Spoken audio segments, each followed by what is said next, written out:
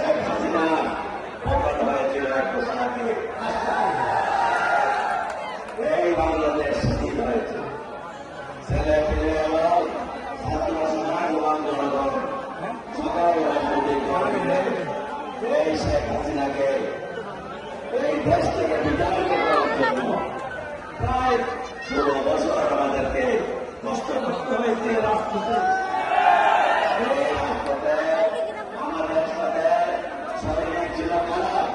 এদেশের জনগণ, এদেশের জাতীয়তাবাদী মনোবৃত্তির যারা পরিবারের সদস্য, তাই এদেশের মানুষের সাথে এই বিএনপির সাথে জড়িত ছিল।